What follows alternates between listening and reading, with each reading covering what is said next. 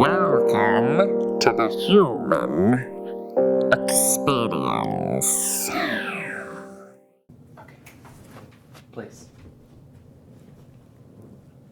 Hello, my friends, and welcome to the Hue-Man Experience Video Podcast. Today is a good day because we are launching something brand new for the new year. This past year, 2022, writing the Hue-Man Experience became one of the best and most difficult years of my entire life. And I am so excited to up the ante in 2023 and to take this project to the next level with you along for the ride. Because here at the Hue-Man Experience, we transform concepts into wisdom through direct experience. And this project is all about becoming inspired to become the best version of yourself that you possibly can. Something that I think is something that everyone would, could, or should be interested in. But hey, you know what? That's up to you, and that's pretty cool. So this is my co-host, Juice. Hey, Juice, come say hi. Whoa. Say hello to Juice. And then say goodbye to Juice because he's just kind of doing whatever he wants right now. So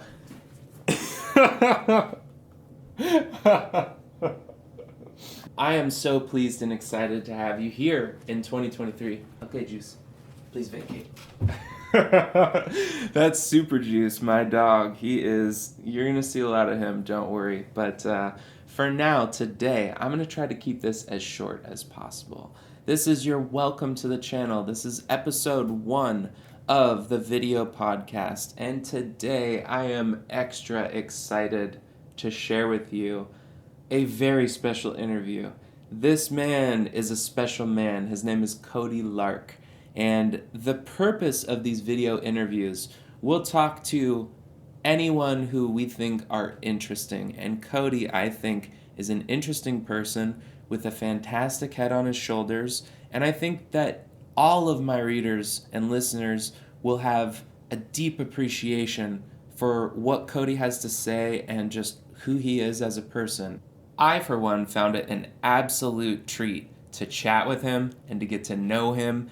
And I just found myself in this position yet again, like I did back in the day when I was out on the road traveling around and whatnot, where you meet someone and the first time you talk to them, even just on the internet through text-based communications, you hear how they share what's in their mind and heart, and you just know, I've known this person before. I feel like we're soul brothers or something like that, once removed. We're all connected, and the deeper you go into this choose your own reality game, the more you live with this thing open, the more you meet people like Cody. So, wow, what a treat. Cody, thank you so much for being my first guest on this project. I'm honored and excited that it's you.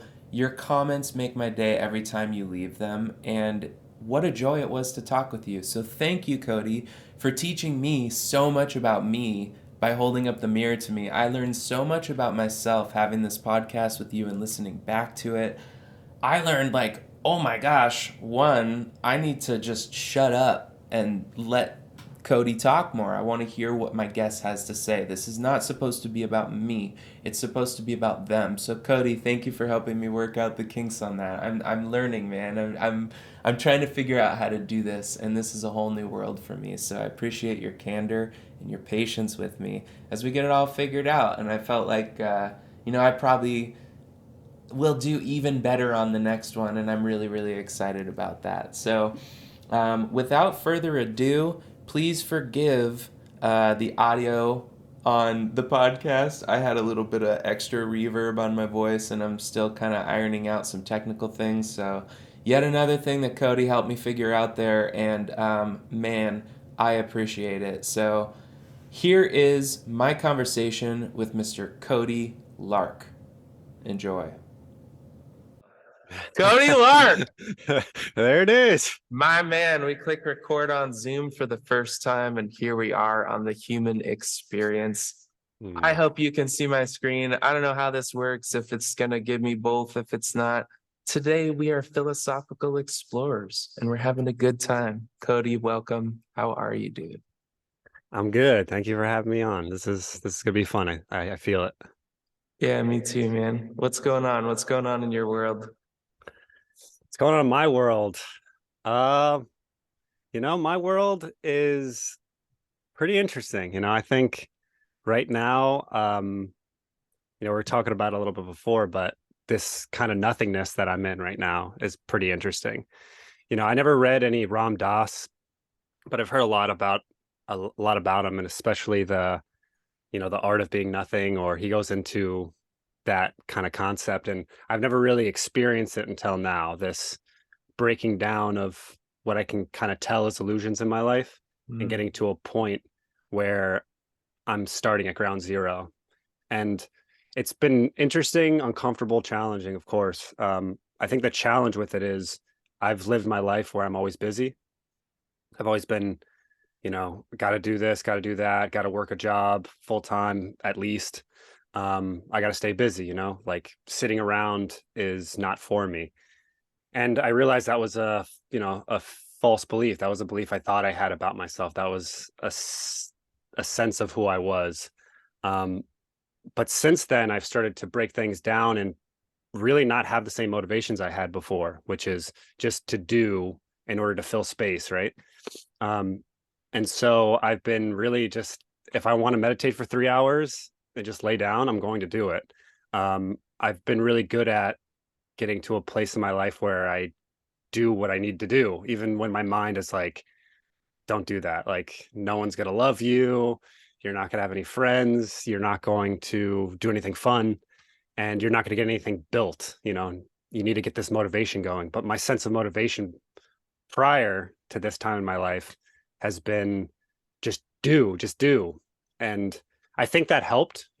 I needed to just do, to then realize that I can't just go for things that I'm not 100% sure about.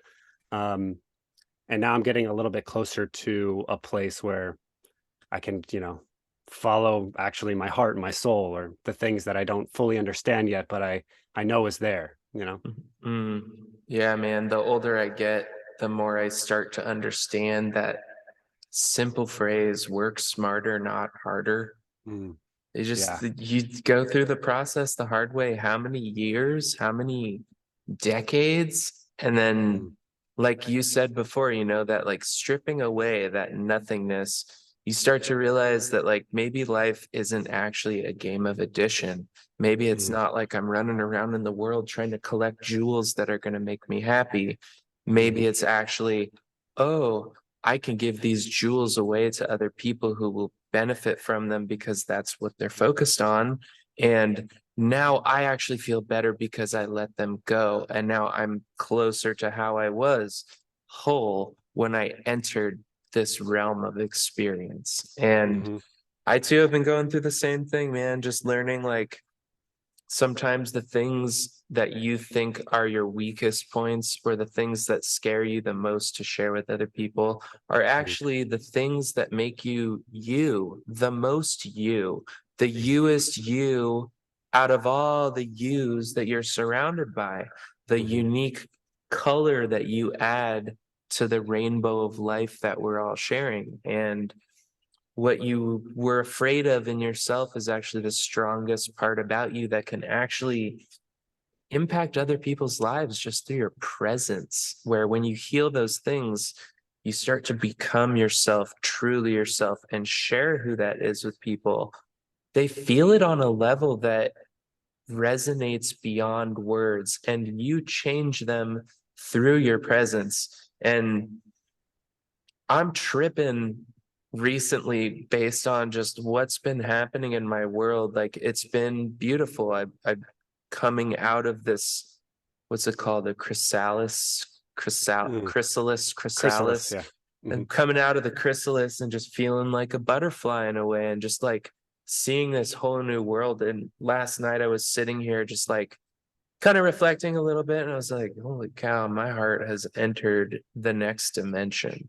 Like mm, And then this overwhelming feeling of responsibility comes where it's like, okay, if that's the case, if you want to believe that, then okay, the game changes at that point, and that means you have to work even harder. You have to be even kinder.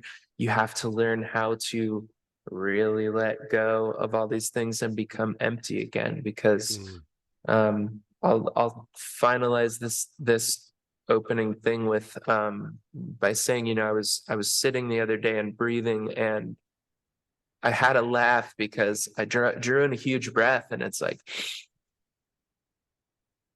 how can I be so full and so empty at the same time? Yeah. And No, I know that feeling for sure. It's it's an uncomfortable feeling at first, I think once you start to empty yourself, you start to feel like you don't understand yourself as much as you once did. And I think for me it was I think the thing that was in the way of just being in my pure presence, and which I know as I been gaining experience and getting older, I realized that that's my greatest gift. It's just to be fully present with somebody.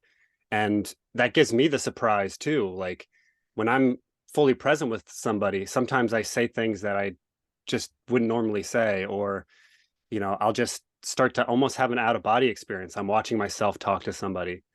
And I've always been interested in that because it almost felt like all of the work I did to be a certain person um, paled in comparison to just being. And yeah. and my mind really didn't like that, right? Because it was like, what do I do? What do I do if you're empty? I'm supposed to create the story of you with you. And so I think what I've been doing to nurture that pure presence is really thinking about how the heart and the mind work, or the soul and the mind, or whatever you want to call it. And I've been realizing that I have been allowing my mind or my brain to be the master of my reality. The concepts that my brain creates becomes gospel.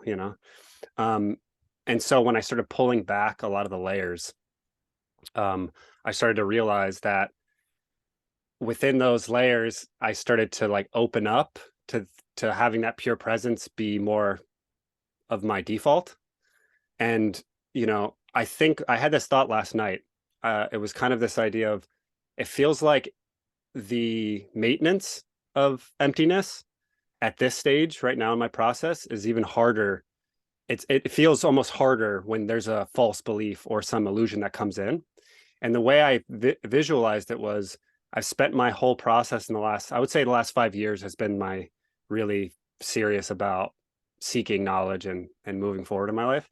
But what I visualized was, I've been working at scraping out this barrel, right? Like, putting a pail in this barrel and getting all the mud out of my life. And all the mud is just all the things that society has taught me I should be, or what it is to be a man, what it is to be Cody, a human being.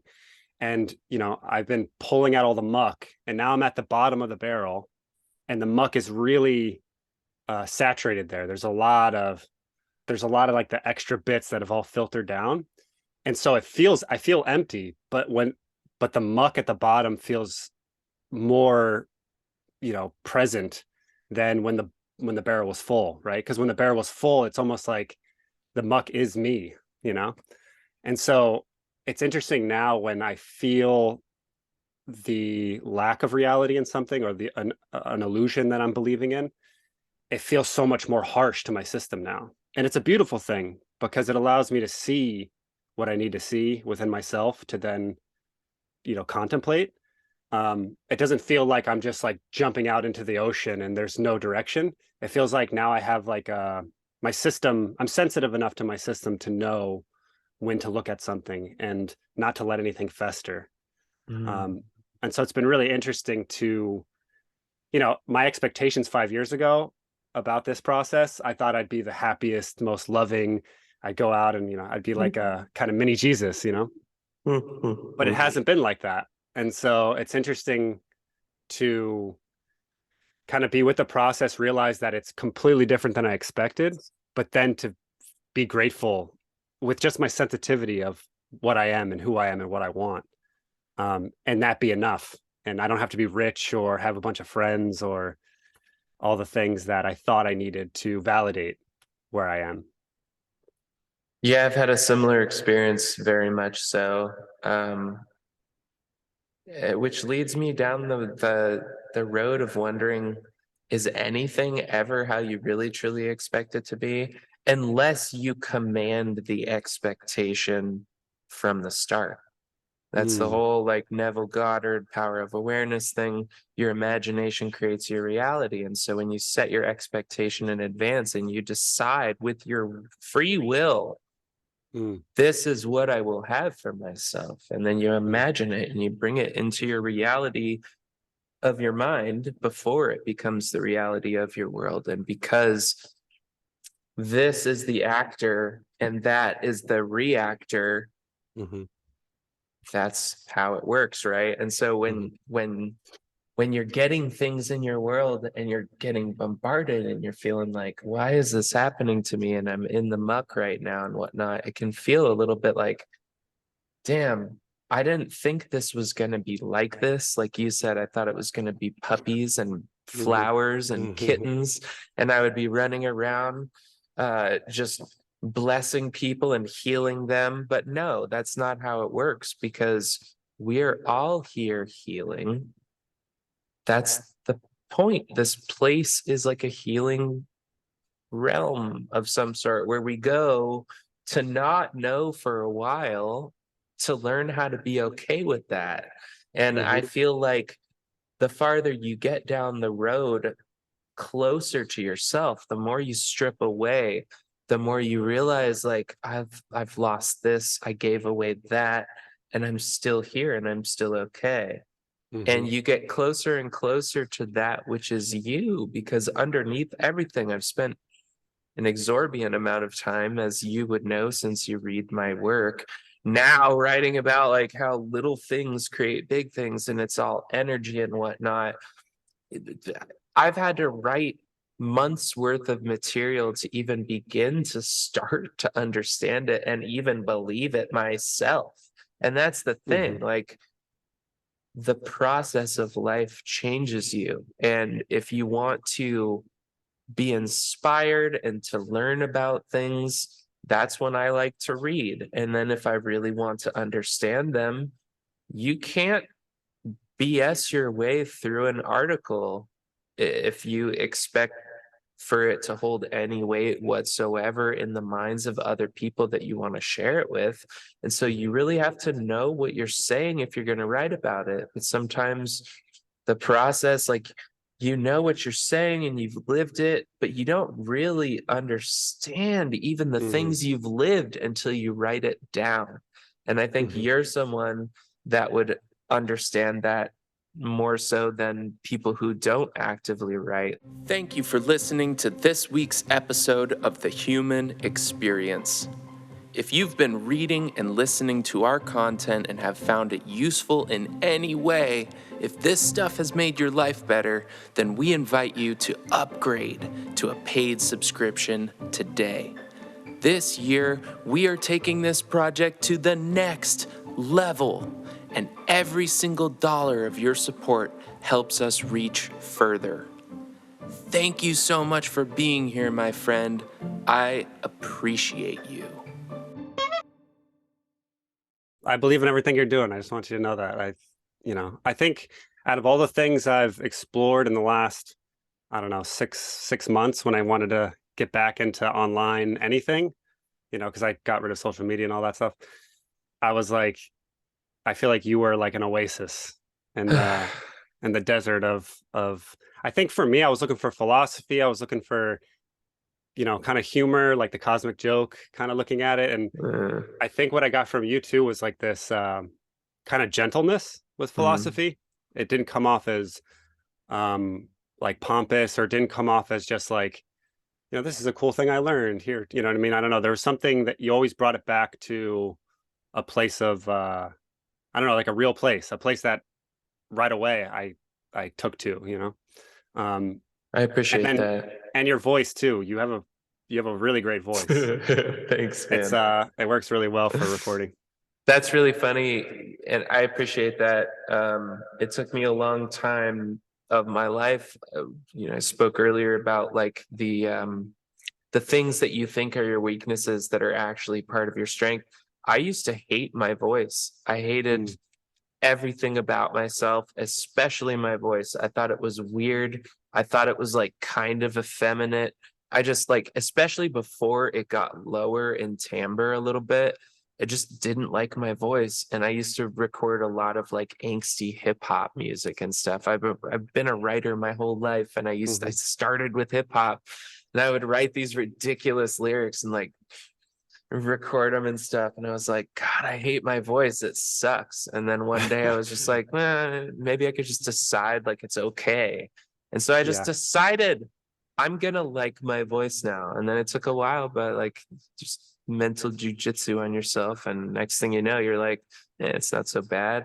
And then yeah. you're able to receive a compliment like that, like I appreciate that because one of the reasons I stopped recording my voice was due to the nature of some of the material that comes through, like I'm not originating this material. I'm not an original guy. I'm just Mhm, like a translator for the force of inspiration, and it speaks and I listen and I just write it down. mhm, And yeah, I apply things that I've experienced in my life, and all of this is not possible without experience, but like all of us are conduits for energies to be ported through. And I think in life, when we feel stuck, when we feel stagnant, when we feel bad about ourselves, it's because we've inserted too many blockages for the pathway of that energy. Our spine mm, is no longer straight, it's mhm, crooked. We're mhm, hunched over, looking at the ground, looking at the lowest part of ourselves when we mhm, should be facing the sun. mm, And no matter what we tell other people, no matter what we tell ourselves at the end of the day, we feel it. mm, And when you heal that feeling, everything about you just starts to exude you, mm, the real you. mhm. And I don't know, I'm just curious, like, have you experienced this in your life? What have you noticed as you've gone down what you thought would be this clear-cut yellow brick road to the castle of Oz? Well, I don't think it's like that for anyone, as we've Mm, both kind of experienced. It's more like step into the boxing ring and get your teeth kicked out, mhm, heal, grow new teeth, mhm. heal, move on to the next thing, and then get your eyeballs punched out by It's a yourself. it's a good way to And put it, yeah. right, you get your eyeballs punched out by yourself, and then you go back into your hole and you heal for a while. That's at least been my experience.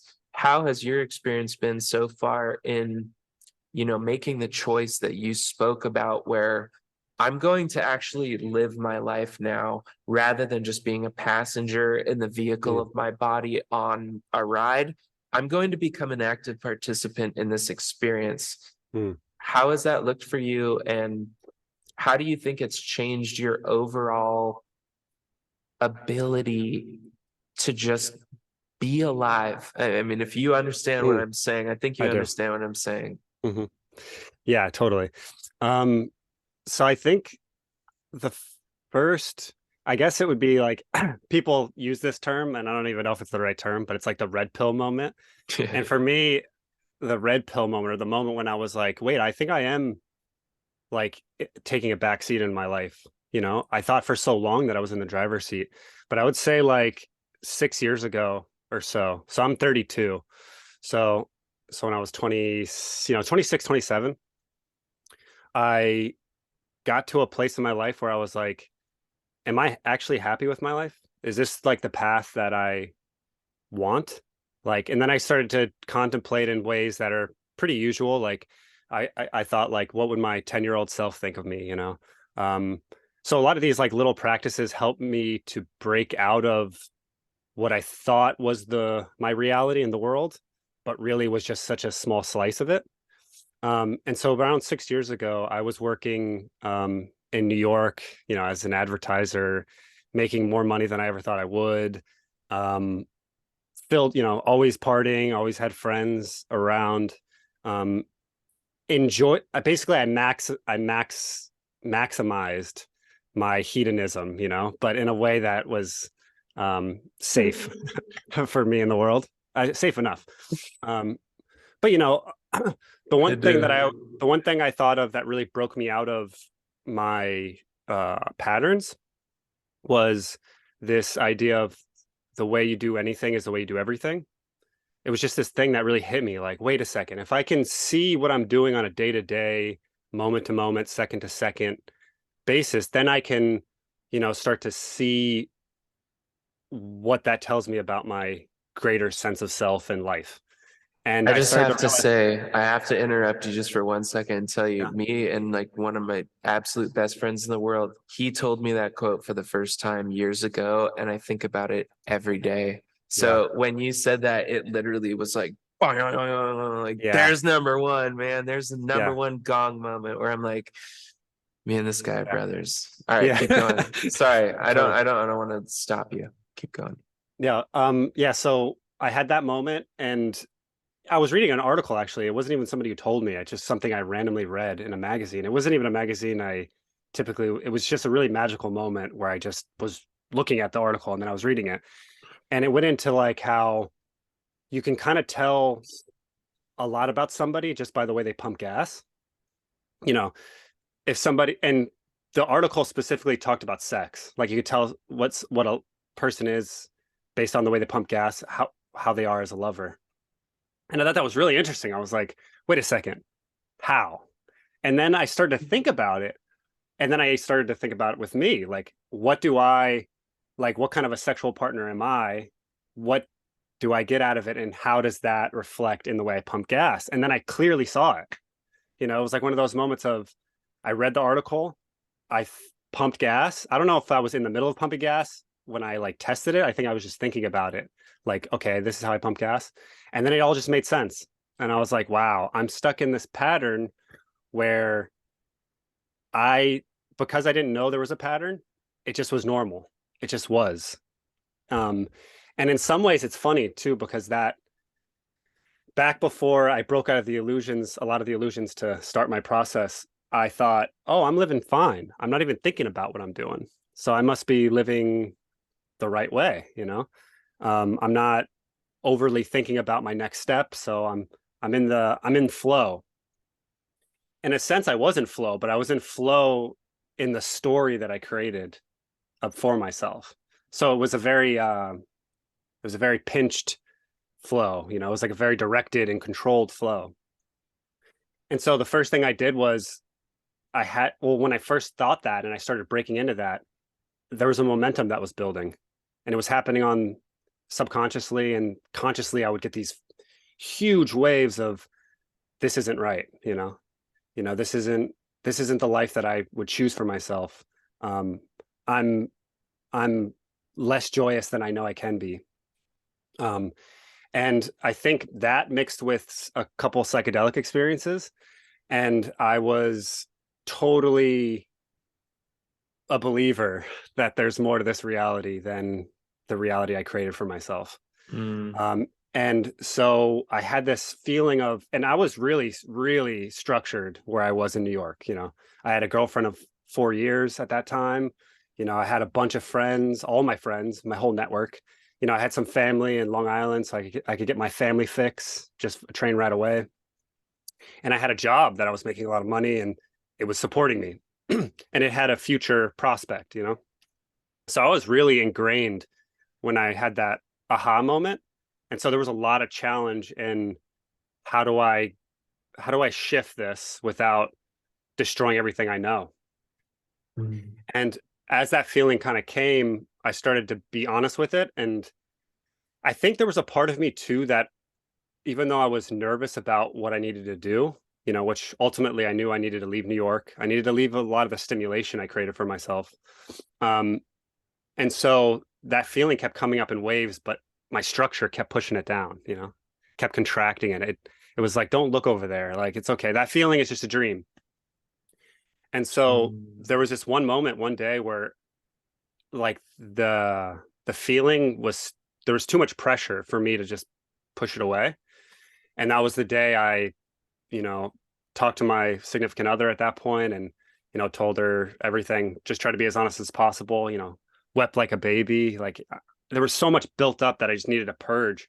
And in that decision making process, telling my friends, telling my girlfriend, telling my job was like my purge process. It was my, I'm choosing this vulnerability, this weird adventure forward over this really stable, beautiful in a lot of ways life that I've built for myself. And so, that was the moment when I made the decision to leave New York. I went to Florida, I got a van. I wanted to do the van life for a little bit because I was like, I don't want to do any of this stuff, but I don't know what I want to do. So the van life seemed like a nice little segue. I can just kind of figure out what my next place is, and hopefully it'll be great. And it just was the most magical thing that ever happened to me. Everything worked out so well that it was some force was telling me that I was doing exactly what I needed to do. And it was very careful not to throw too many like wrenches in to like push me away from this urge to go, And so you get the wrenches after you officially start. Yeah.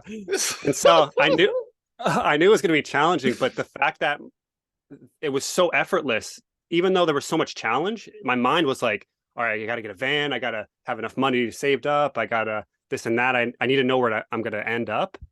But I didn't need to know any of that. I just needed to know that the force that pulled me had my back for at least a little bit, Later on, there were more challenges came, and life became, like you were saying before, like, you just contract and you heal and you dig yourself out of the hole, and then you keep trying. And I think I didn't grow up religious, but in this process, I have more faith than I ever had before in something unknowable, or something that I don't see with my senses or experience with my senses.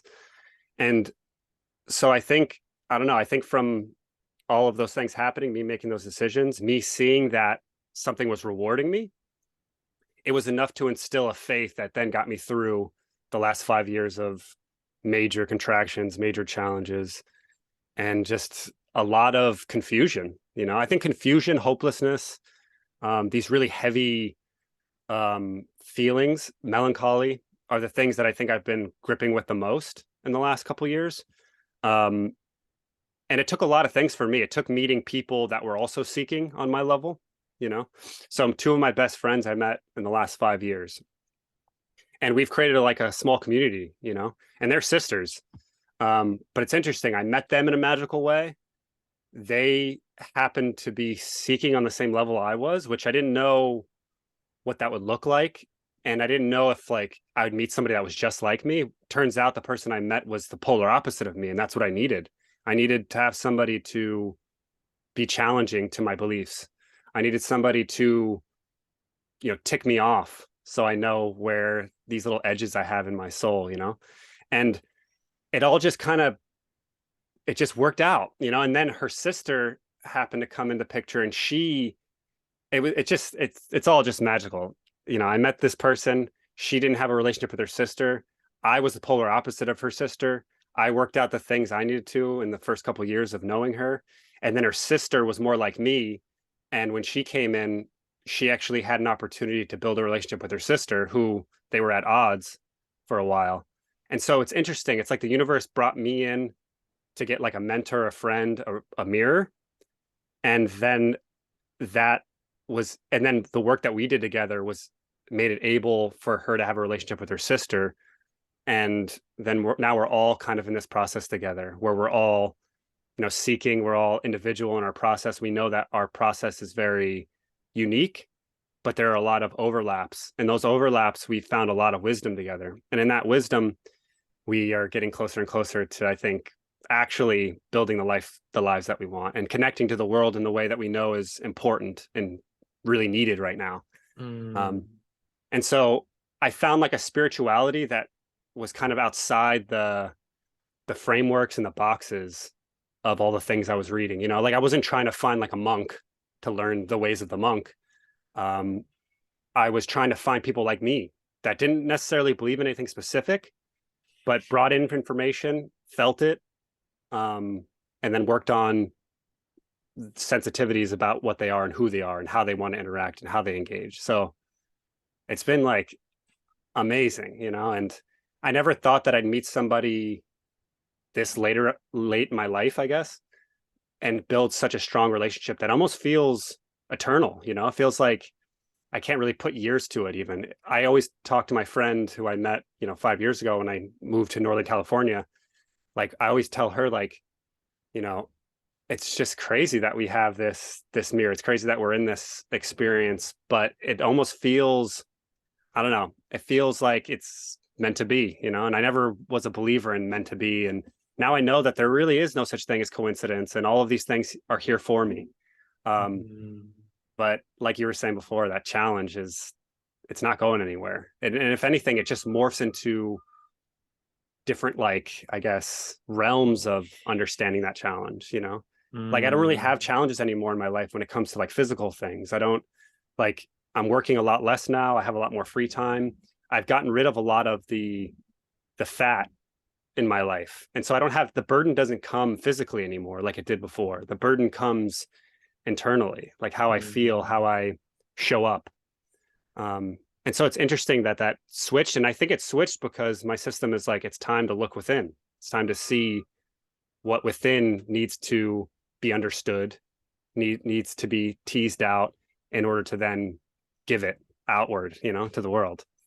You know, when you become more empty, this whole conversation started with the theme of emptiness. And I'm in awe listening to you speak about your life, because to me, I just hear this amazing story of a man who is going through the process that we're all going through, about learning that, like, when you become more empty, you can hear yourself reverberating off around on the inside a lot better than you can when you're working on Wall Street, wearing a suit and tie, you got the girlfriend and all this stuff going on, and oh, it's Valentine's Day this week, and if you don't do something better than last year, then you're a failure and I'm not going to talk to you. Or like, hey, you pissed me off and now I'm not going to talk to you. It goes both ways.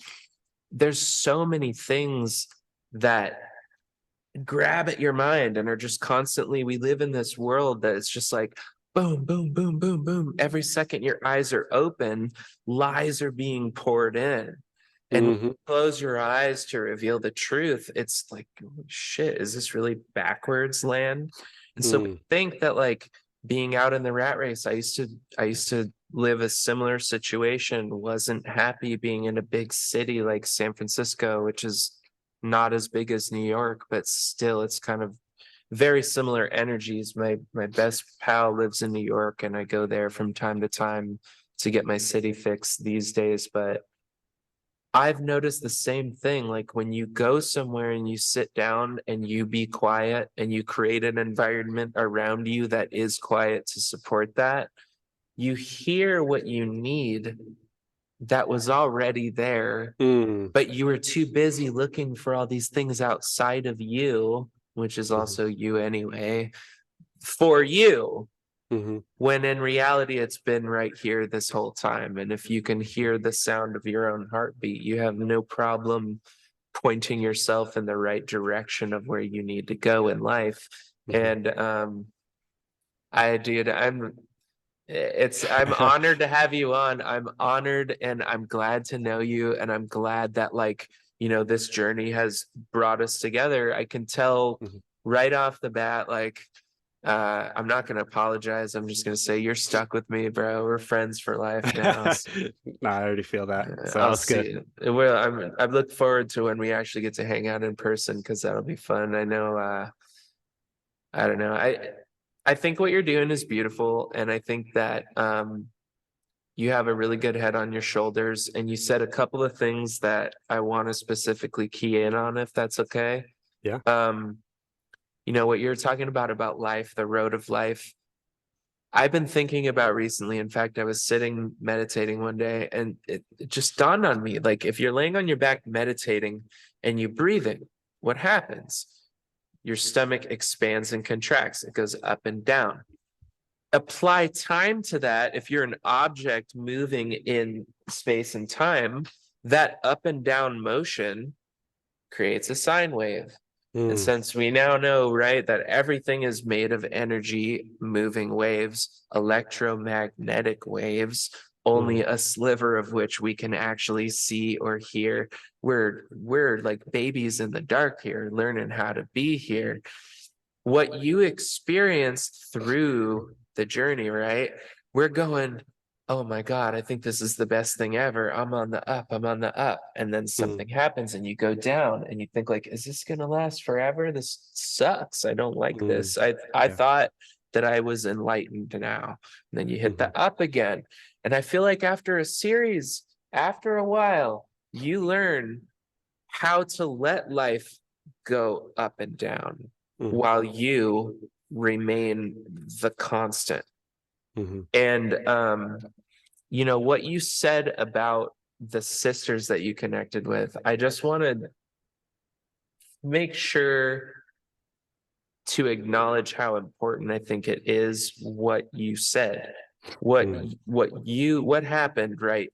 Your presence, you gave another human being an opportunity to see something about themselves in someone else, removing the familial element. You took away the charged nature of every experience that number one and number two sister have had together that created this friction, which is just miscommunication at the end of the day. And you gave her someone to role play with, to become closer to who she really is. No one wants to hate their sister and fight with her. Your sister is an incredible human being that should be a part of your life. And, you know, that's a tremendous gift that you gave to her by being present and becoming that sounding board. But at the same time, she gave you the gift of helping you work out your stuff. And that is, I think we've probably had little comments back and forth about like Lao Tzu and the Tao Te Ching and whatnot. Hugely impactful book in my life. And, you know, Lao Tzu talks about the learn, teach, learn relationship. And so that's just something that like, I think part of my personal philosophy is that we are all teachers and all students of each other. That's why we're all here together. That's why we're all different colors, shapes, sizes, voices, all of these things, because we're all the same thing, consciousness. But here's all these little angles to look at us from and to learn from each other. And, you know, when you meet someone who has had their own connection with their self disrupted, they have all these things stuck in between.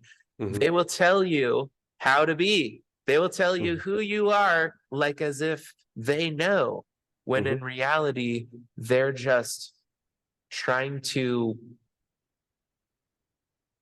feel better about the interference that they're feeling in from their self. And so it's easier just at that point to look at you and whatnot. And so I'll say that I think it's amazing that you found yourself in a situation with fellow community members that can be people that you recharge with, that you bring yourself back into alignment with, because a lot of people out there don't have that gift, the gift of actually being around people like you, that you can team up and recharge together.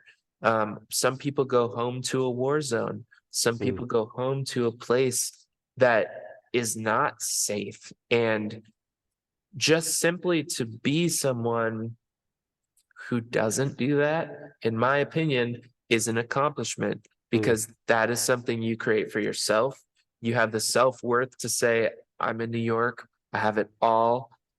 By all means, on paper, I should be the happiest guy in the world, but I'm not. And something inside me wants more. But how can it be that having less makes me feel like I'm getting more out of life? And you, sir, are a person who's experiencing that firsthand. And I applaud you for that, because when I started my project, one of my goals was to meet more people like you. And I'm honored that you came from the internet somewhere, attracted by an energy, and now here we are talking. Like, I used to think stuff like that, I used to call it crazy. I used to say like, oh wow, I can't believe this is happening. What is that, magic?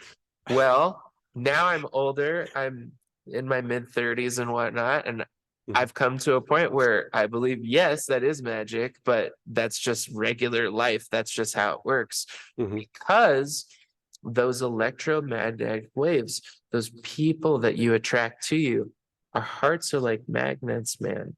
And when you're living in alignment and you've taken responsibility and claimed your creator status as the wave maker that creates the action, that creates the reaction that you want. So you stop getting pummeled by life. Magic happens. Your whole life turns into magic. And that's why I write what I write. I imagine that's why you're on your quest, because I want my life to be the most magical experience. And I want people who are not experiencing that through my mere presence to feel so well that they have to know for themselves, like, what am I missing right now? Because I don't think I can change you. I don't want to change you or anyone else. I speak to other people the way I speak to myself. I write for myself, to myself, knowing that if I'm learning these things, other people are out there learning too. And so, hey, let's team up and see if we can reach the end goal faster, and then just friggin' party. Because life doesn't have to be this expensive and stressful, you know? And I think the more we live in alignment, the more that abundance is the natural byproduct of that. And so I'm just wondering, like, do you have anything in motion for this year? Are you working on any fun creative projects? Are you just enjoying being? Like, there is no weird answer for this. I'm just curious, like, what do you got cooking for this year? Because I know you got something brewing. Definitely. So I think, well, I want to first say, when I first realized the kind of nature of energy and physicality and how those two communicate, it really came to me when I realized that the greatest service that I've ever given to somebody else was the moment I did exactly what I needed to do. And so that leaving New York was a really interesting moment in my life, because I've always been a little bit of a, I guess I would say, higher vibration. I'm more, out of my friends, I was less pessimistic, less judgmental. I still judge and I still talk to them. I still wanted to be friends with them. So, but I always felt a little bit off. You know, I always felt like, hey, I'm a little bit more optimistic about things that are going on here, or I believe there's more connection than separation. And so when I left New York, it was probably the first article I ever wrote that I really cared about. And it was something like the ripple effect of personal change. It was just an article about my leaving New York and going off, and how when I told all my friends individually that I was leaving, they all had their own kind of shocked experience with it or reaction to it. Most of it was positive for me. They were like, oh, that feels right for you, blah, blah, blah. But there was like this, I gave them something that almost made them go, huh, this is strange. Like, am I happy? I didn't expect the story to turn this way. And what does that mean about my story, right? And so, you know, I think practically on paper, you know, friends were like, do I want to smoke cigarettes? And it trickled down to even the smallest places. And I realized that just by telling them I needed to do what was right for me, just by telling them that, I didn't even do it yet, gave them, it was the most service I've ever given to them, I think.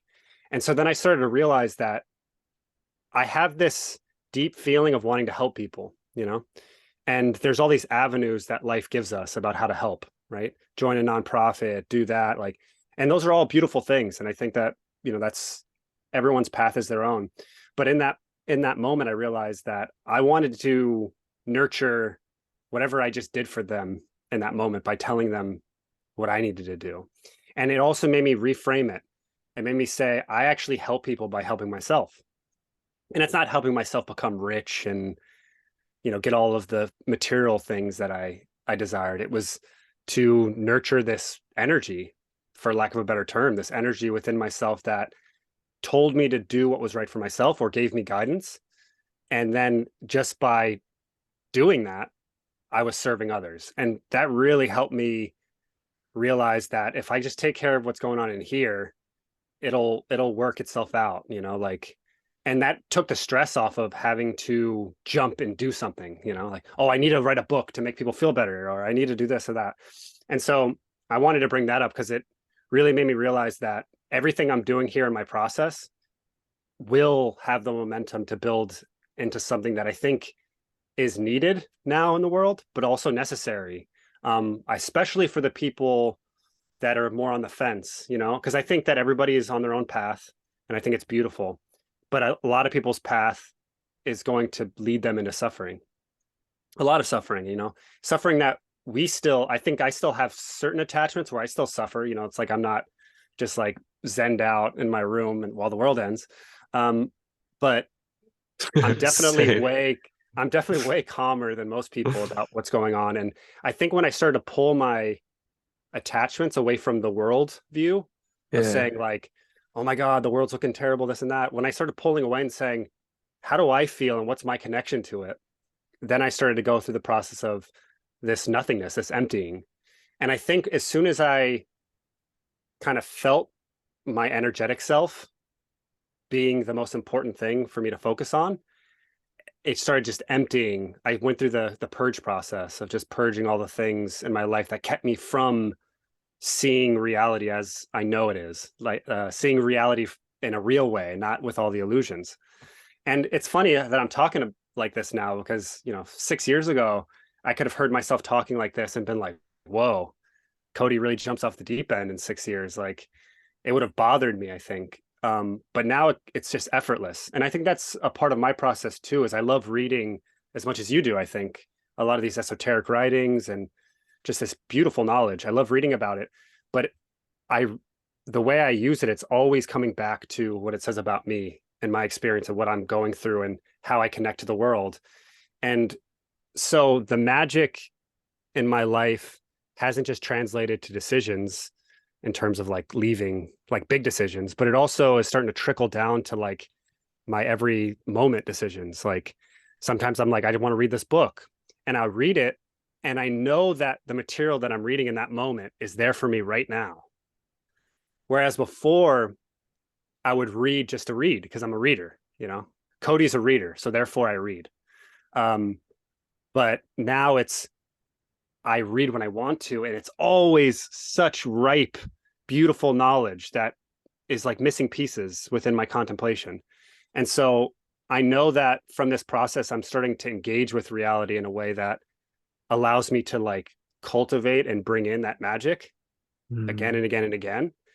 And it's also helping the part of me that's, oh yeah, that magic is nothing. That's not real. It's starting to really battle against that. And there's more space within me for the magic than there is for the analytics, Oh yeah. It's so real that it's so incredibly good at its job that it convinces you it's not real. Yeah. You could taste it and you still like a month later be like, what was that? What did you? Totally. I just heard the voice of God. Yeah. It's probably nothing. It's probably nothing. Totally. And you've probably had this moment too, but those moments when you have this really transcendent feeling, you feel, like you almost took a psychedelic, but it's coming from you in a sober way, and then you're like, I always have this feeling because I know that a month from now, I'm going to forget this. I know in a month from now, I'm not going to fully bring back that feeling to then relieve the part of my brain that's like, this is all wrong. You need to make money. You need to do all these things, Well, and so, yeah. Well, let me ask you, do you do anything? Do you create any kind of symbols? Do you write stuff down? I mean, that's Yeah. What I've learned on my path very recently is that the use of symbols, you can anchor a symbol. So, like you say, you have this experience and you're feeling this just like, oh, I am alive. And you know what I'm talking about. I know you do. I do.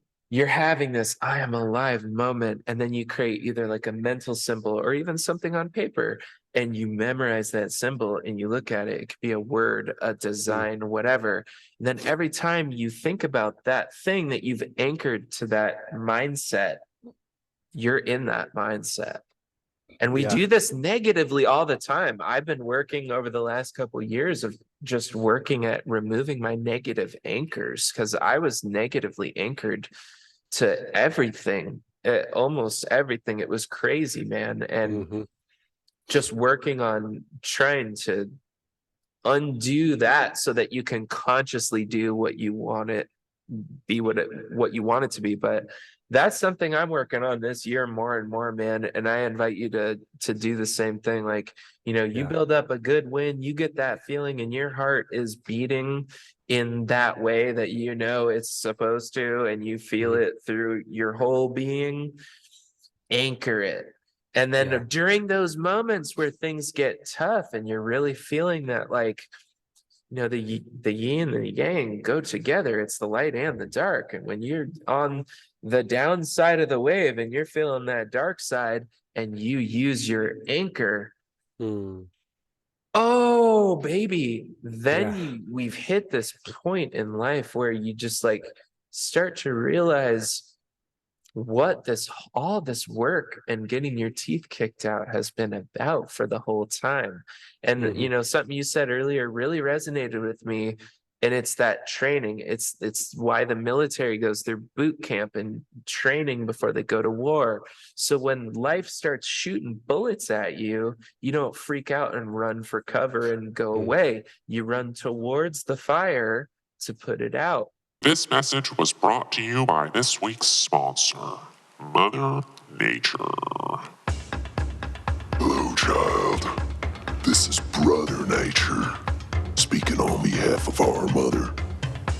She wants you to know that you're not crazy at all. Today's world does feel a little more inorganic than ever. So when you feel lost or sad, maybe that's the best time to go play outside. The earth is your friend.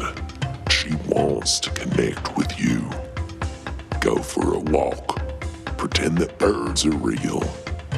Name a tree, Stephen, and visit it with a hug every day. The little things are the big things, And they might uplift you more than you think.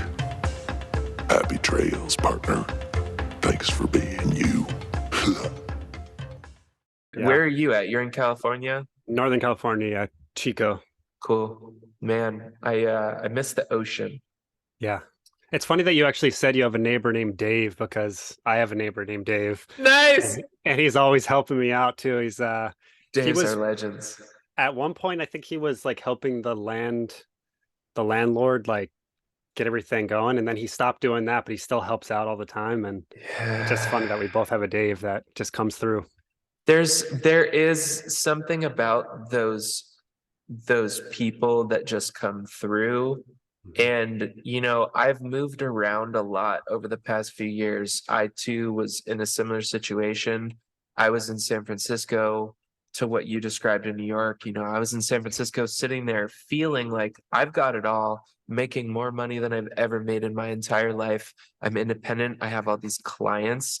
And then I started to feel like I was getting a new client right before the whole pandemic thing started, like the month that it started in March. Signed a new client, and I had this moment where I was like, I signed my name to my own contract and was like, oh, this doesn't feel good. I don't like this. And then I got lucky, kind of like big me helping little me out with like, hey, you get your out now because congratulations, you're going to lose everything, including this new client. But now here we are, like experiencing so much a different reality.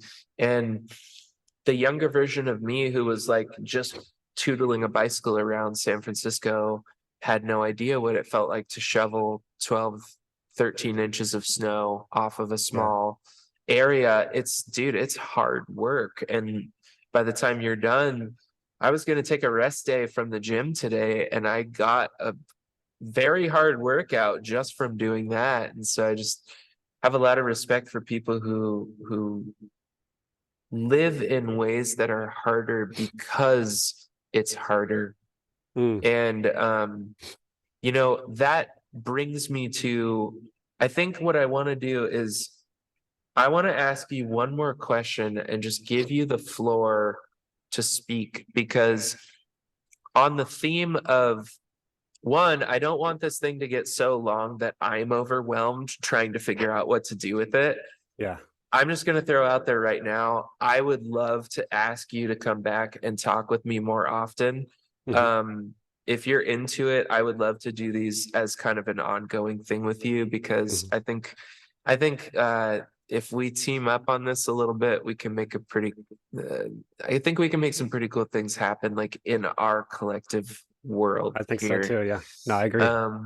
But on the top, so here's an idea, a philosophical idea, in that there are places in this world where you can go to live because it's difficult to live there. But there are ways that you can live that seem scary at first, that once you jump off the cliff, you realize that you are there to catch yourself, even though there was this unknown zone that you had to kind of like move through this gateway of fear to find your courage on the other side, and like, oh, it actually is going to be okay. I got to do the work, but it's going to be okay. And so, as I've read some of the material that you've written, I've really enjoyed it. I think you're incredibly thoughtful, and I think that you're on a path that is truly beautiful and difficult for sure. But that difficulty is what makes the beauty so beautiful.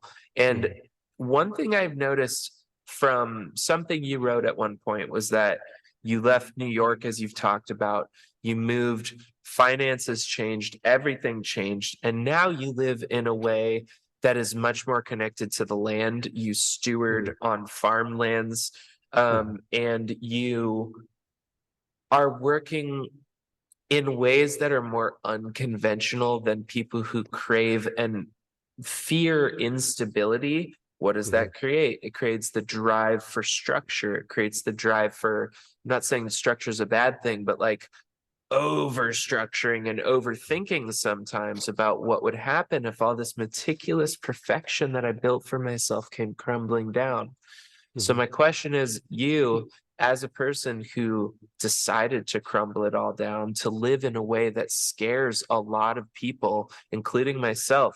I was too scared to do it until the world crumbled it all down for me. And then I was just like, okay, now I have to do this. If I choose to go down this way that wasn't making me happy, I might end up killing myself or something later down the road. That would not be good. As someone who chose on your own accord, which I highly respect, to crumble all of that society would tell you is what should be for you, to go live in a completely different way. Can you just tell me, was there a definitive moment where you realized everything was going to be okay for you after making your decision? Or are you still going through that? How has your life been? Tell me and the rest of the human audience that we have here what it was like to go from being New York Cody to making a huge monumental decision that shifted your entire life to being who you have become now, and what that looks like going into this year. Yeah. So when I was in New York, so pre having this wave of energy come in that was unfamiliar to me, I built the life that I wanted. Like I didn't necessarily want to work in advertising, but I wanted to be valued, and I wanted to make something that is physical, that people see. I wanted to work with people. I wanted to make enough money to survive and then some. And so I wanted to have enough friends around me. I wanted to have a girlfriend that loved me and that I loved. And so I basically went through the gamut, the game of building my life the way I wanted to. I basically have been pretty lucky in terms of having the intention for my life and then it slowly building in front of me until I reached the summit of what I desired. And then I think because I reached the summit, I went through the same thing that everybody goes through, which is what now? What else is there? Like, okay, I did all of the things. Do I really want to buy a house now? Do I really want to like, you know, become the best strategist and advertiser in the world? And when I kept asking those questions about what the next step would be based on the story I created, I realized I didn't want that story. And when I realized that, then I could actually see what I wanted. And it came very vague and like these kind of large kind of clouds that came in, and I didn't really understand them. But the longer I kind of marinated in those mists, that cloud of whatever it was, I realized there are like a few things that I fundamentally want in my life. And one was a reaction to the world I created, which was I needed to re-embrace and reintroduce myself to my childlike wonder. I kept thinking that childlike wonder. What is this? And of course, I like poetry. I went to school for creative writing and read a lot of literature, a lot of poetry. And what I realized is a major theme in a lot of poetry is becoming a child again, right? The divinity within the child who imagines their reality, and it is that reality to that child. And there's something so magical about that. And as an adult who has created this very mature lifestyle, it was really hard for me to say, I want to become a child again. But I got comfortable saying it. And I got comfortable saying it to people that were totally outside of the realm of accepting it. And so for me, it was kind of like a test. It's like, I have this feeling. I know I don't want the story to progress as it is. And I know that. And that was a relief to say, okay, I don't have to lie to myself anymore. But the challenge for me was to heed the call that I was feeling for myself and to express it honestly with the people that I loved. And so for me, it was like embracing this childlike wonder.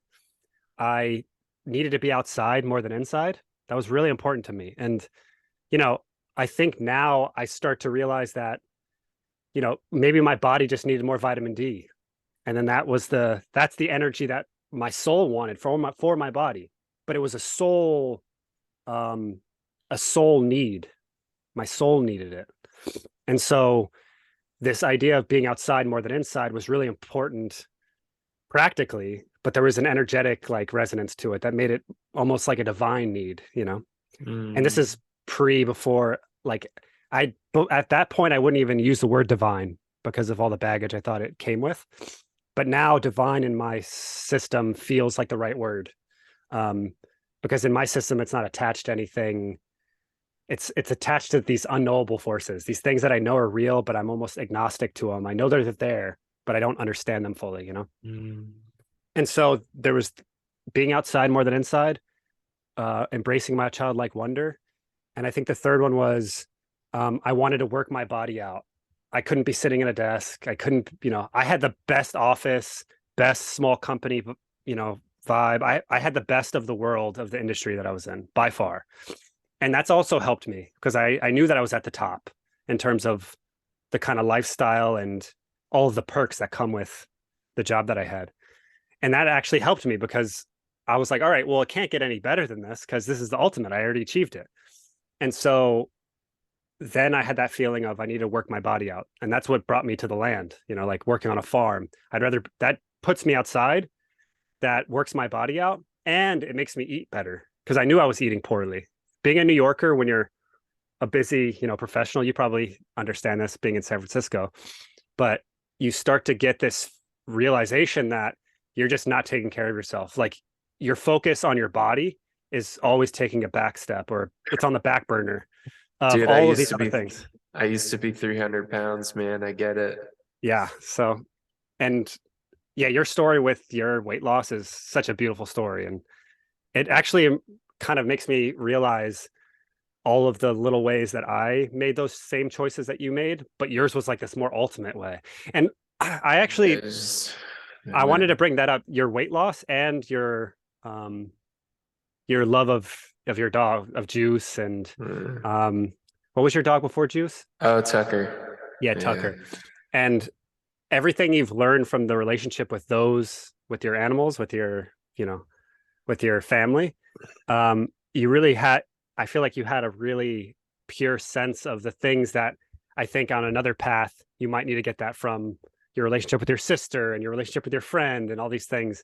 It feels like you really were able to clutch the knowledge of, your relationship with your dog. And I think there's something so beautiful and validating about your story with losing the weight, with loving your dog, and everything you've learned from it.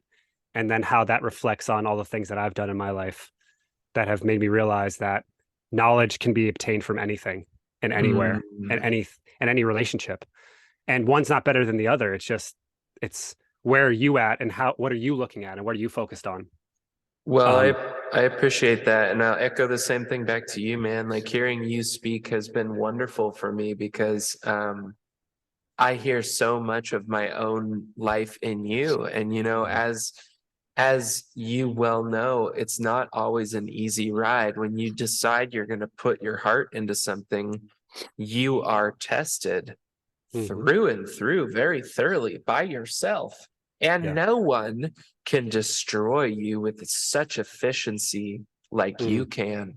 And, so just to kind of steer us back to you again and your story, I want to hear how this comes to now. You're talking about things that are very near and dear to my heart. I was feeling the same thing, wanting to be outside more than inside, wanting to re-understand what it meant to have childlike wonder without psychedelics, especially. At least that's my caveat. Getting that without psychedelics is an amazing thing, that you realize, like, psychedelics are a bridge from wounded me to healed me. It's a tool that I use to get there. And then once I'm there, I don't need them anymore. Childlike wonder, and then working your body out, something I'm very passionate about as well. Was there like a definitive moment? I know you spoke a little bit earlier, but like, you talked about the energy that visited you, and you decided to roll with that energy. Like, how can you describe to someone who has no idea how to discern what energy feels like, when they're receiving the energy of inspiration that you received? What was it about that experience that made you say, like, this is what I do to create these three things that are really important to me? This is what I do to create that. Like, how did you man up, grow the stones, whatever euphemism you want to use? How did you place that faith in yourself to just do it? Yeah, totally. Well, I think it started with me being honest with where I was at and how I felt, and to not judge that honesty against my circumstances. Like, I think that the first thing that I went to was, I didn't want to be honest that I wasn't where I was, or I wasn't where I wanted to be. I wasn't honest in that because I built this thing. It's me. If I were to say that I don't like my circumstances, I'm saying that I don't like myself, in a sense. That's what I thought. There was that connection, And when I started to soften that, and I said, hey, this pressure that I feel, and I think that's a more kinesthetic way of saying what the energy felt within me, but it felt like this pressure, like a pressure in my chest and in my stomach. And this is before I understood chakras and what that might mean. But I felt this pressure, and it felt like clogged. It felt like my system was clogged, and the waves of pressure that I got were the waves that kept bringing me back to, am I going to be honest with am I going to be honest about being unhappy? Am I going to be honest about seeing my world and saying, I've taken a wrong turn here and I need to go somewhere else. And it was really difficult to do that, because you almost have to give up all the investment you made, or you think you do. You give up all the investment you made up to that point. But when I was honest, it took the pressure away from me, I think enough to allow what was always there to arise. And those things that arose were those three things. And it's interesting too. I'm reading a lot about druids right now, like druids over time and kind of separating fact from fiction. And one of the big things that they, that I've come to learn about druids is they always had triads. The number 3 was a sacred number, as a lot of numbers are sacred to many different beliefs. But the druids, I don't know if I said dryad, but I meant druid. I heard you say druid. Okay. But their wisdom is always bundled up in 3s. So like a druid would, all of their knowledge would be like they would have like a piece of wisdom and they would have these 3 pillars of that truth. So there was always like 3 things to remember about like how to treat somebody, be kind, love yourself, this, and it's always these 3s. And it's interesting because that's how my system naturally works. Right. For some reason, 3 things come up, and it's not always that, but in the most pivotal moments of my life, when I've gotten rid of all the bullshit, the mud, what comes up and as knowledge to me to make me see life in a new way it always comes in a package of 3. And so in that moment, that 3, those were very important, and you could break those 3 down into smaller bite-sized pieces, but those were like that's just what came naturally to me. So I think if somebody else were to go through this experience, maybe it doesn't come in 3s. Maybe I think some people are a little more guided by action. All of a sudden they just find themselves doing something, and then that's how they learn what they want. But for me, it was focusing on that pressure, being honest about what that pressure was trying to tell me, finding those pillars, realizing what they were, and then all of a sudden my brain had a job, and it was a good job. It was a job that was serving my soul, which was, how do we get there? How do we make that happen? And so I realized in that moment that that's what I want my brain to do. I want my brain to serve that deeper voice that already knows what I want. It already knows where I need to be, and already knows what I want to feel.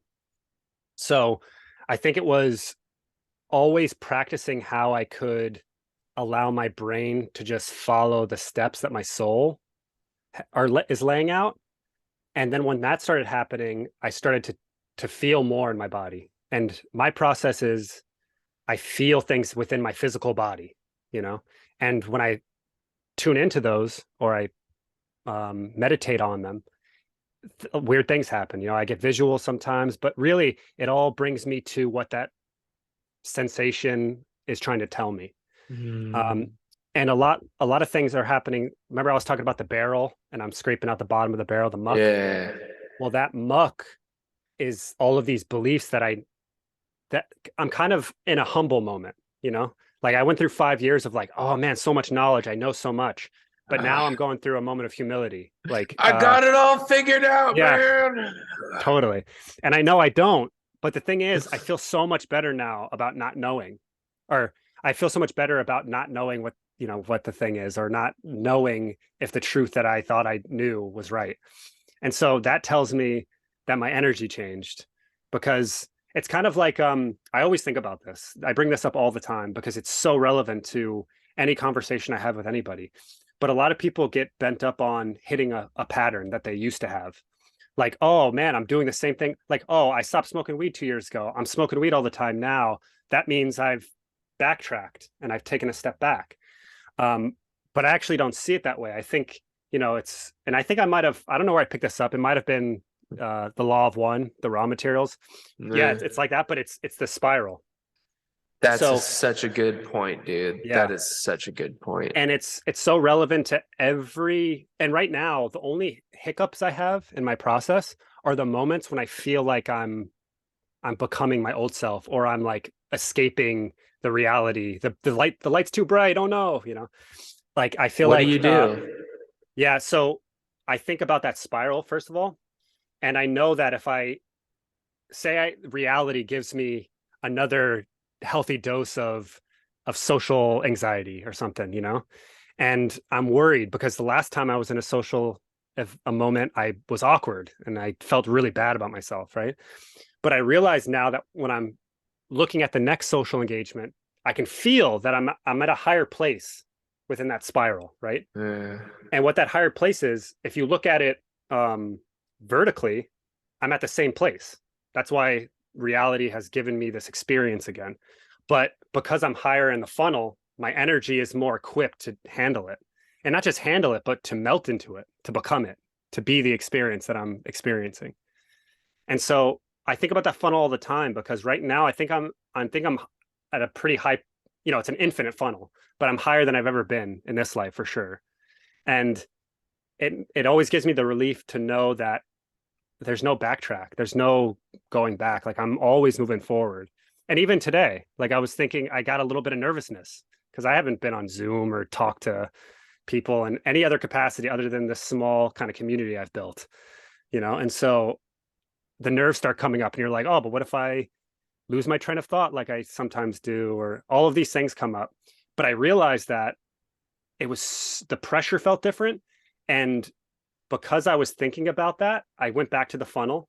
I realized that I'm actually up here now, that I'm bringing up all the stress that I had from the bottom of the funnel up, only to transmute it, And in some ways, last night I went through a huge process. I went through a bunch of kind of remnants of my old illusions, and some of those illusions were, people aren't going to love me unless I'm smart. I need to, I'm not going to be vulnerable enough. I'm going to be the old Cody again, and then I'm going to have to battle that. And so it's interesting. This is just another validation of I'm in a different place now. And I'm getting closer and closer, I think, to the place where I ultimately want to be, which is to be more open about what I'm going through. And so this has been an opportunity for me. And I thank you for giving me a chance to speak with you, Bro, it's a pleasure and an honor to be a part of what you just described, because like the whole thing is supernatural and you're well spoken and you are smart and it shines through in your words. And so I feel like an honor to be a part of this realization that you're having. I mean, I too was just kind of like, in the past, for my whole life, I'll get really excited about something and be like, okay, this is a growth thing for me. You're the first guest. I'm going to be inviting a lot more people to speak with me. I'll tell you right now, I know that in order to get what I need to get in order to build the life that I have created in my mind first, I'm going to need to get on YouTube, I think. I think that's really going to be something that's going to take my writing work, which is the real thing, to the next level. I think it's just gotten to a point where, like, I recognize what the people need, what they want, and perhaps maybe being there with my face, something I don't want to do, is the best way to do it. And so, like, I got nervous because I'm thinking like, okay, this is the start for a whole new chapter for me. And I've never done this. I don't know what I'm doing. And here we are together, learning, teaching, learning, going through this process and realizing like, oh, it's okay. Like everything's going to be okay. And even if we fail or Zoom makes me jump off 10 times in a call to then have to go back and post and make it stick together nicely, whatever, man, it's all good. And I think that that's what my life has been teaching me recently too, is that all the pressure I've ever felt in my life, I know who created that now. And I know who creates everything that I feel now. And the thing is too, something we've talked a lot about, something without giving it a name. And, something we've been talking about over and over, I read in a book called The Reality Revolution by a guy named Brian Scott, are called thought pendulums. And so we talk about like these lives that we build, and we have all these thoughts around what it means to be in New York or San Francisco and have a good job and a beautiful girlfriend and a nice car and money in the bank and the ability to go eat beautiful sushi next to the sea and things like that. But what would that look like if you didn't, right? What would that look like? And I just got Sorry, I lost my train of thought. Zoom has chimed up again and Yeah, said we're I running out saw of time here. Okay, so I'm just gonna do a hard shift gear. I'm gonna say that this has been wonderful. I want to talk to you all day, but we're gonna stop because we're gonna talk again, hopefully pretty soon here. But dude, thank you for being a teacher and for helping me embark into a new zone.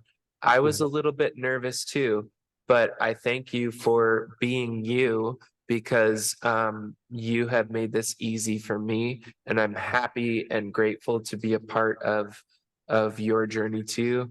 Man, I feel like we're gonna have a lot of incredible discussions in the future, Yeah. bro. And Easy, yeah.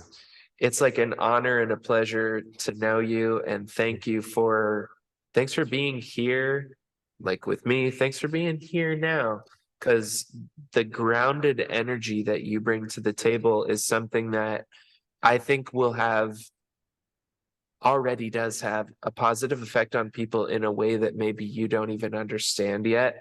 And I can feel it from here, and we haven't even met in person yet. So I definitely look forward to that. But is there anything that we got, 8 minutes left? Is there anything that you have in your heart that you just want to put out there into the world before we say our goodbyes and I figure out what the heck I'm going to do with this?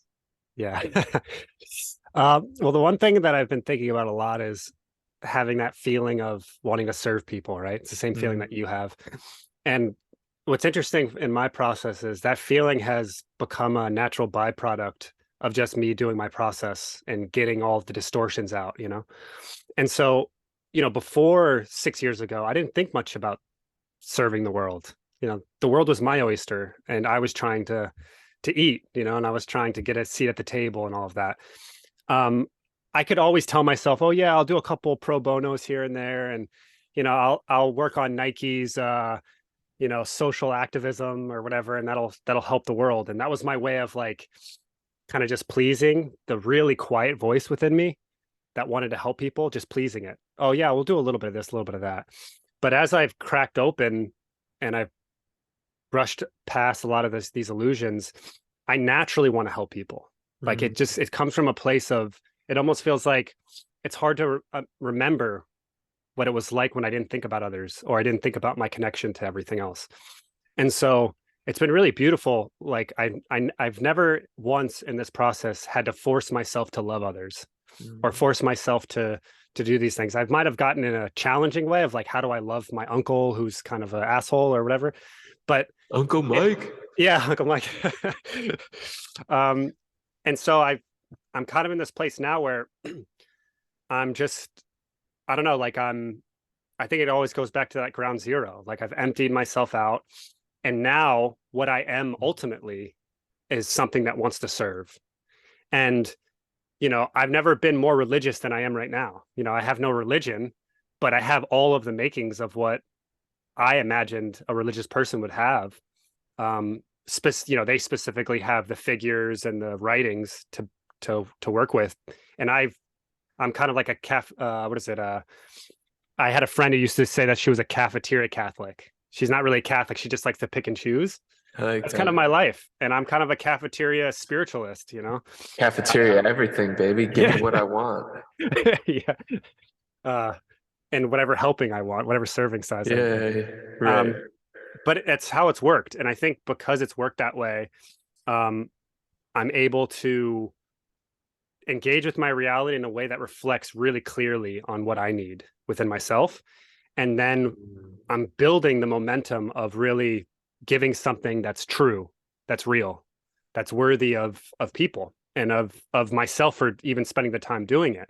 And it's not to say that I don't think all my last efforts doing things weren't worthy. I was worthy to start everything I've started.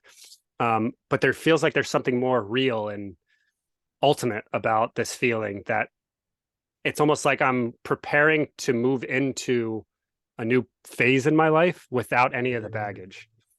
And my system is very, very clear on the idea that if you bring any baggage into this space, it's going to come with a lot more challenge. than you would ever expect. And so if you can just spend your time getting through it now, you're going to save yourself a lot of suffering, illusory suffering that's not really there, but suffering that feels just as real as anything.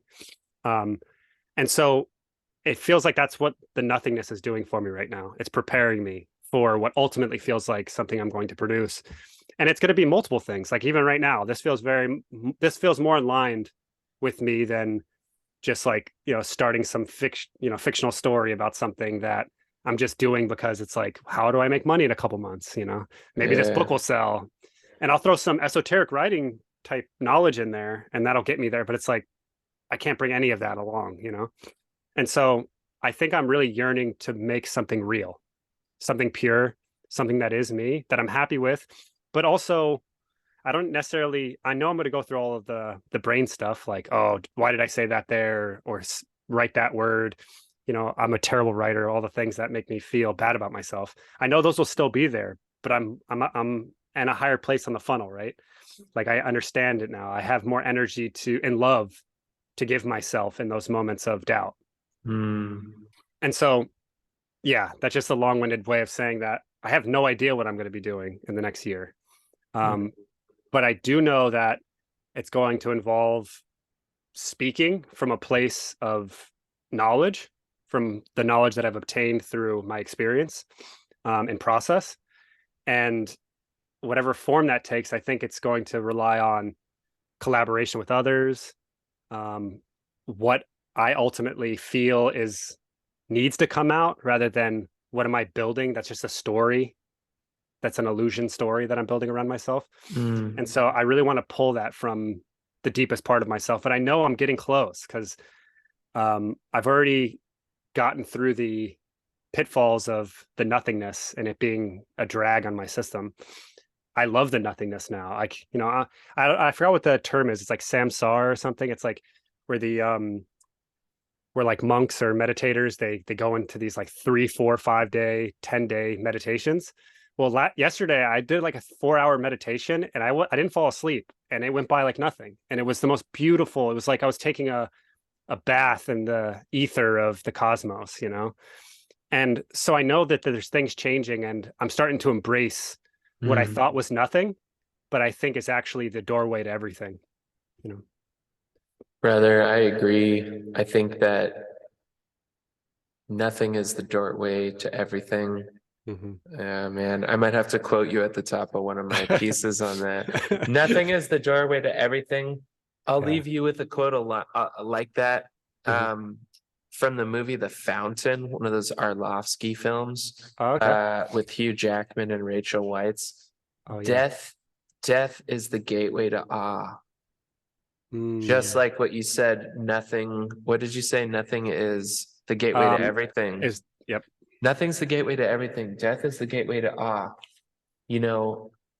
This whole time we've been talking about, for lack of a more refined way to say it, killing yourself to be reborn within your life. I've done it, you've done it, and here we are talking about it still standing. And so I'm gonna end it with that thought and just think, like, perhaps we could both just be thinking, at least for now, like on that, like I'm thinking about it constantly for 2023. How am I going to kill myself this year so that I'm reborn in 2024 as the exact version of me, because that I want to be, because I too am in the process of becoming. I don't ever want to stop becoming until I die, because I think that that's the point of life. And so I will thank you from the bottom of my heart, man. Thank you for becoming. Thank you for doing what you're doing, because it brought us together, and that's beautiful. And I want to talk to you again soon. I'll get in touch with you off the air and offline after we're done here, and we'll plan the next one, because I really want to talk to you more, man. And you're doing great. Thank you. You are too. Great. This is awesome. We're doing it together. I could feel it in the pit of my chest. This is good. Energy, bro. All the pressure, the energy, I got it too. So thank you, man. Thanks for being you. You're doing great. And I'll see you again soon, okay? Yep. All right. So there you have it, my friend. That was Cody Lark. What did you think? Let us know down in the comments what you thought about our conversation. Tell Cody what an awesome dude he is, and make sure you let us know if you'd like to see him back on the show. Spoiler alert, we're going to invite him back on the show. So I'm not entirely sure how often we're going to do these video interviews. If it becomes something like, I had so much fun doing this, so much fun. If it becomes something that people are really into, we're putting this on YouTube. We're launching it on all the major podcast networks. I think we're going to do Google, Apple, Spotify, and whatever else I can get through the service that I'm paying for now. But we're going to get this out there. We're going to look at the stats. We're going to figure out what everybody likes the most. So please use the comments on Substack, on YouTube, wherever. And let us know what you thought about this, because this is a whole new thing and I had so much fun doing it. I cannot wait to do it again. So we have a couple more cool interviews that I'm really excited about lined up, and those are in the hopper. So until then, I will see you at Hue-Man, Hue-Man .substack.com. We publish weekly every Wednesday, pretty early in the morning, so you can wake up to a nice little hump day message, something to get you on by into the back half of the week, looking at your weekend, looking at it going, hey, what kind of art am I going to make this weekend? What kind of fun am I going to have this weekend? Let's get the work done now so we can have fun on the weekend. Anyway, that's enough of me talking and enough of me rambling. Thank you for being here. Thank you for being you. Thank you for being a part of my human experience. I am so honored to be here with you right now, and I mean that. So until next time I see you, I'll see you soon.